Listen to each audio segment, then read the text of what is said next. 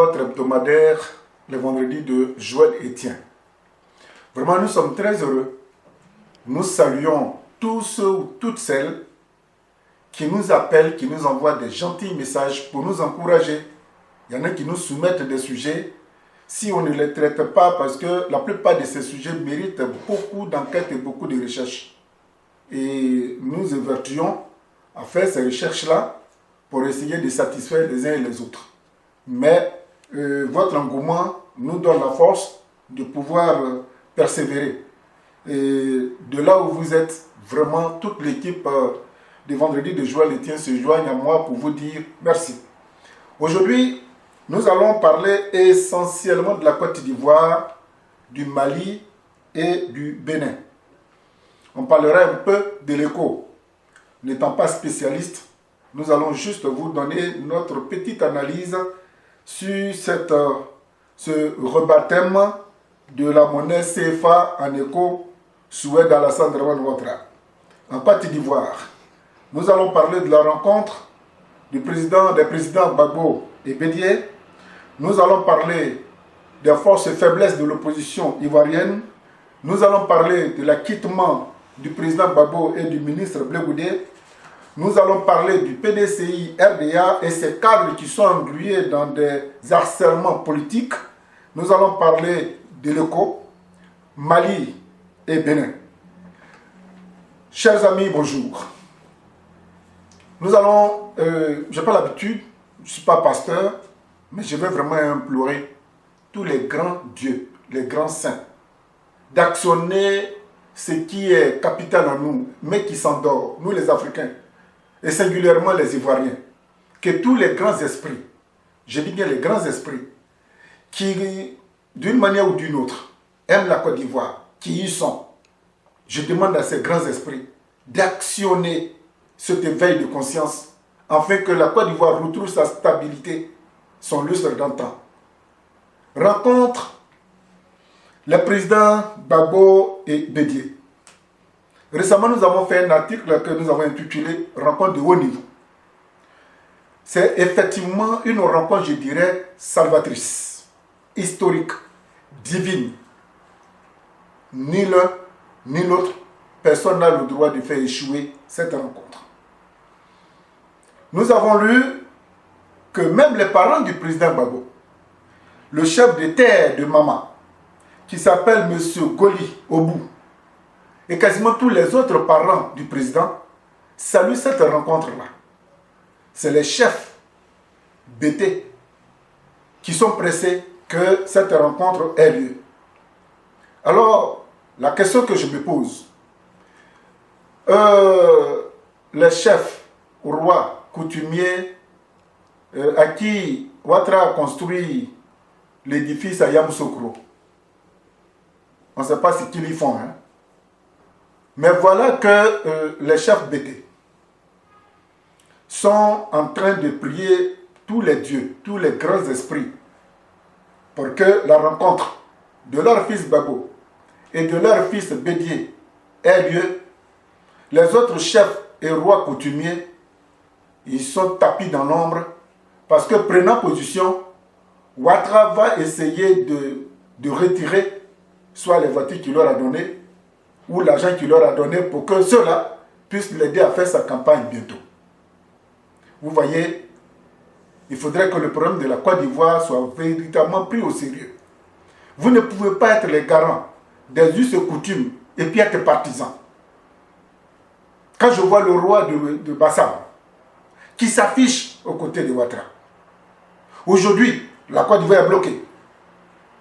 Tous ces rois baoulés qui vont faire le pied de grue sur le président Bédié à l'époque. C'est le moment de manifester votre patriotisme à la Côte d'Ivoire qui est bloqué. Ouattara ne veut pas de la réconciliation. Et vous qui êtes les garants de notre unité, les garants de nos us et coutumes, si vous ne faites rien, la Côte d'Ivoire va rester toujours en état. Alors j'attire l'attention des uns et des autres pour dire que l'heure est grave. L'heure est véritablement grave. À l'époque, et c'est toujours pareil, Ce n'est pas le pouvoir qui désigne les chefs coutumiers ou les rois en Afrique. C'est la tradition qui s'en occupe. Mais pourquoi en Côte d'Ivoire, tous ces rois-là, ou tous ces royaumes, ou tous ces chefferies, c'est en prix, sous l'emprise plutôt, du pouvoir, à cause de l'argent? Bon, je salue le chef d'État Goli Obou, de Maman, et je voudrais vraiment appuyer pour lui dire, le président Gbagbo et le président Bédié n'ont aucun problème, ils vont se rencontrer, et juste après leur rencontre, le 10 août, le président Bédié veut donner la primeur de cette rencontre à la diaspora ivoirienne à Paris. La salle est en train d'être trouvée. Tous les Ivoiriens, de tous les bords politiques, le rendez-vous, soyez à l'écoute. Il faudrait que nous prenions d'assaut cette salle qui vous sera communiquée ultérieurement et que nous montrions que la souffrance du peuple ivoirien est un vœu collectif. Donc, rencontre des présidents Gbagbo et Bédié, pour nous, c'est une équipe nationale qui est en compétition. Nous souhaitons vivement que cette rencontre ait lieu et que le 10 août, quel que soit le lieu, il faudrait que les Ivoiriens soient nombreux pour venir écouter le président Bédié qui veut s'entretenir avec la communauté ivoirienne. Je voudrais saluer cette rencontre Bédié-Gbagbo et que le 10 août, nous serons nombreux à écouter le président Bédié, que c'est une grande première. Depuis que je suis là, le président Bédié ne s'est jamais départi pour dire qu'il va rencontrer la communauté. Donc lui-même, Bédié, il est vraiment heureux, il est pressé d'aller rencontrer son jeune frère et venir nous faire le coin avant de retourner à Abidjan.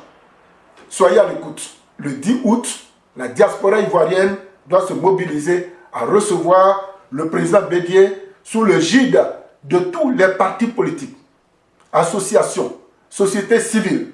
Soyons nombreux. Les religieux, associations apolitiques, associations régionales, peu importe de là où vous êtes, je vous lance un appel le 10 août. Soyons nombreux. La salle et l'heure vous seront communiquées ultérieurement. Face et faiblesses de l'opposition ivoirienne. Eh oui, l'opposition ivoirienne est au carrefour de son destin. Des hésitations, des tergiversations, nous voyons. Elle se débat, mais pas l'essentiel. Quand M. Dikawé, qui est le secrétaire exécutif en chef du PDCI-RDA, il est en même temps le président du groupe parlementaire du PDCI-RDA, par rapport à la réforme de la CEI, il dit ceci, et je cite, « Enlever les représentants du président de la République et du ministre de l'Intérieur de la CEI, de la Commission électorale indépendante, on va voir qui est garçon. » Ben, M. Dikawé, vous n'avez pas les rapports de force. Alassane Draman Ouattara ne comprend pas ce langage. Il a bouclé. Il y a un truc que j'aime beaucoup en ce monsieur, quand il veut quelque chose, il s'en donne les moyens. Il a dit que sa CEI, telle que reformulée, et que les députés sont en train de se débattre pour Ouattara finir. Il a fini ça. Alors si vous attendez que Ouattara vous appelle pour dire, bon, à partir d'aujourd'hui, ben, j'enlève mes représentants, ou bien les représentants du ministère de l'Intérieur, ceci, cela, vous vous êtes mis le doigt dans l'œil. En Afrique, c'est le président Gbagbo seul qui a organisé les élections et qui les a perdues. Parce qu'il croyait tellement à cette démocratie-là qu'il pensait qu'il avait la force vive avec lui et il a organisé des élections et la suite on la connaît. Donc, le président actuel de Côte d'Ivoire, le langage policier, il n'en veut pas, M. Dikawé. Il n'en veut pas. Ouattara est venu par la force. Je ne sais pas c'est dans quel langage on doit s'exprimer. Tout ce que vous dites, il a assis chez lui, il ne fait qu'avancer doucement. Mais je vous demande pardon, opposition ivoirienne. Si vous acceptez de jouer à ce jeu, Ouattara va aller aux élections. Le peuple ne va pas vouloir.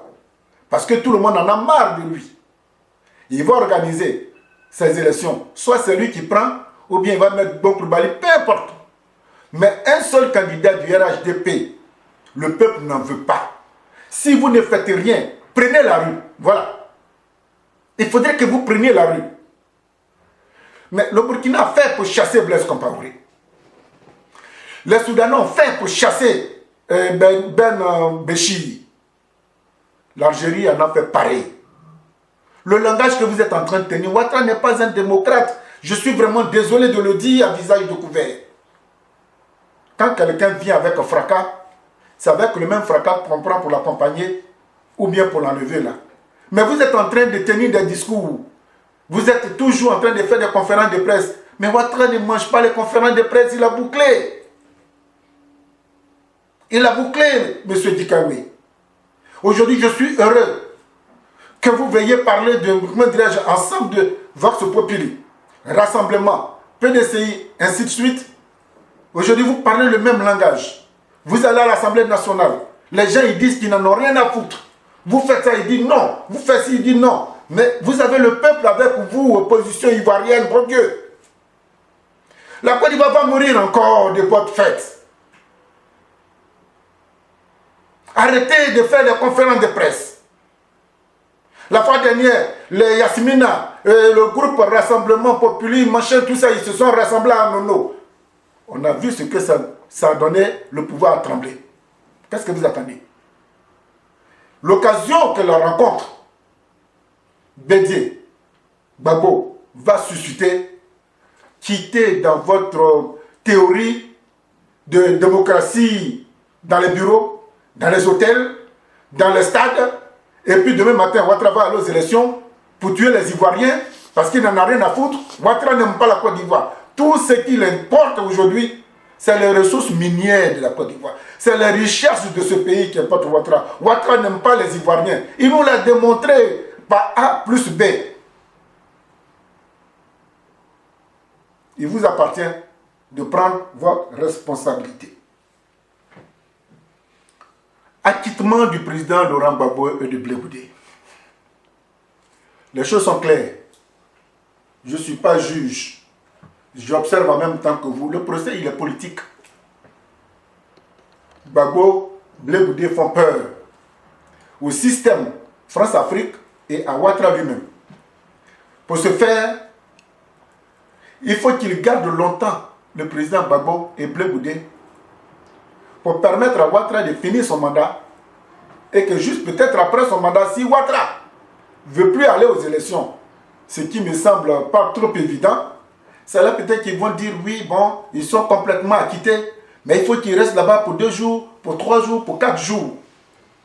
Déjà, Bensoud a dit que c'est en décembre qu'elle va demander, qu'elle va interjeter appel. En décembre. Nous sommes en juillet, août, septembre, octobre, novembre, décembre. 6 mois pour quelque chose qui est prêt aujourd'hui. Là. On doit laisser, ils doivent aller au pays. On joue sous le temps pour permettre à Ouattara de finir son mandat.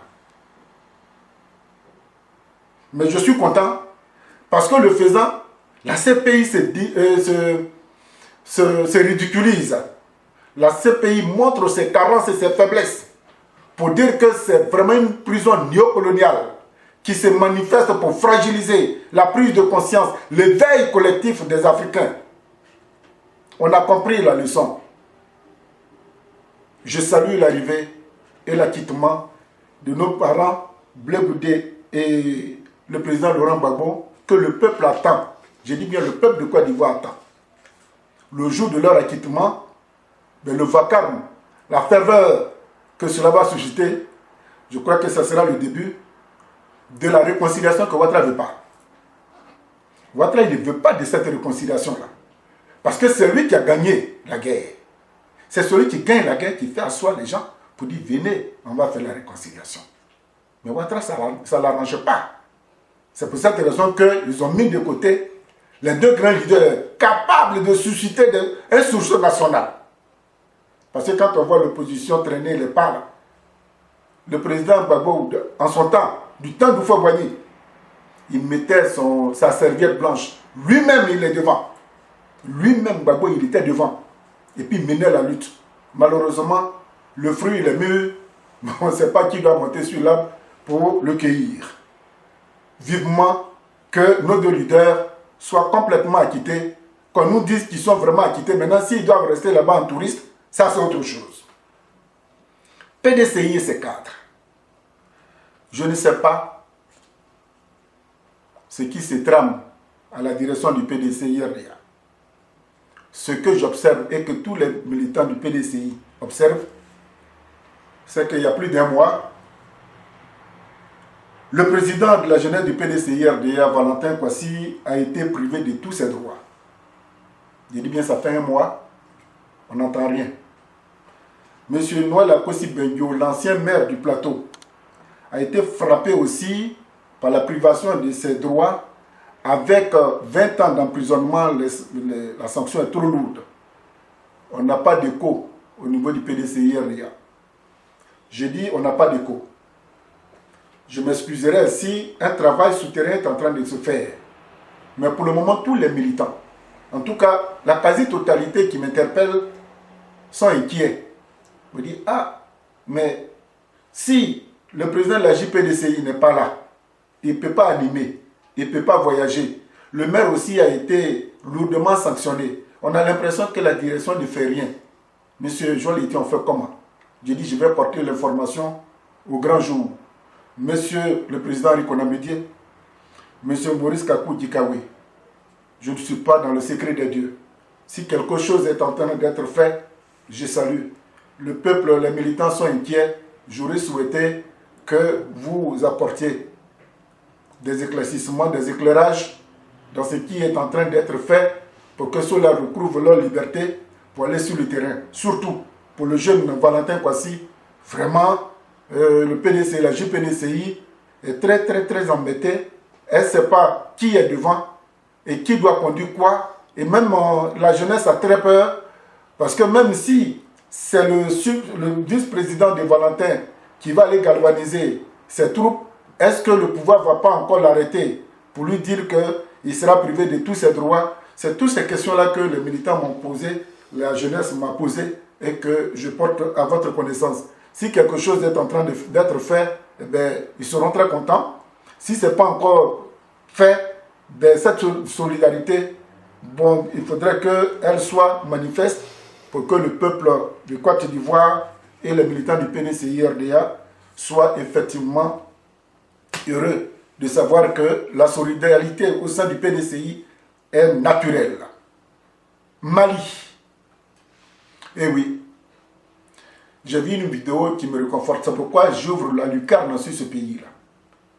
Des jeunes du Mali se sont levés avec toutes les composantes politiques religieuses pour dire merde parce qu'ils se sont rendus compte que, en fait, là où la France a mis son armée, c'est là où se trouve la richesse du Mali. Et ils ont fait croire que c'est une zone non fréquentable parce que les djihadistes y sont. Mais après s'être rendu à l'évidence, ils se sont rendus compte que la France est en train de piller leur sous-sol. Et quiconque s'aventure, on le tue pour faire croire que c'est des terroristes. Les jeunes sont en train de se mobiliser au Mali. Nous leur apportons notre soutien et nous les encourageons à aller jusqu'au bout. Bénin. Le président Patrick Talon a entendu ce que Ouattara ne veut pas faire en Côte d'Ivoire, s'asseoir avec l'opposition pour voir qu'est-ce qu'il faut faire, parce que la réforme de la CEI pose problème en Côte d'Ivoire. Bon, le président Talon a dit, bon, je constate qu'à un moment donné, il y a eu un soulèvement qui a créé beaucoup de dégâts. Il est en train de s'asseoir avec l'opposition pour trouver les solutions pour faire avancer la politique la situation socio-politique de son pays. Monsieur Talon, allez-y jusqu'au bout, vous avez notre soutien. Enfin, l'écho. Nous ne sommes pas des spécialistes. Lorsque, en 1993, à la mort du président Félix Houphouët-Boigny, ils avaient dévalué le franc CFA, le système était en train de réfléchir comment redévaluer encore ce franc CFA. Et quand le système a vu la façon dont la jeunesse africaine suivait de près cette histoire, il a attendu. Maintenant, Alassane Dramane Ouattara, le voyageur représentant placé du système France-Afrique, qui prend en bras le corps la nouvelle monnaie, c'est-à-dire c'est juste pour changer de nom. Hein. Ouattara dit, bon écoutez, moi je vais aller aux élections, ou bien si ce n'est pas moi, ce sera un de mes SBI. Bon, la France, changez simplement le nom CFA, c'est ça qui gêne les Africains. Je vous propose l'écho. Mais tenez-vous bien, si on laisse passer l'écho, un écho sera égal à près de 1300 francs CFA dans l'ancienne monnaie. Ça veut dire quoi?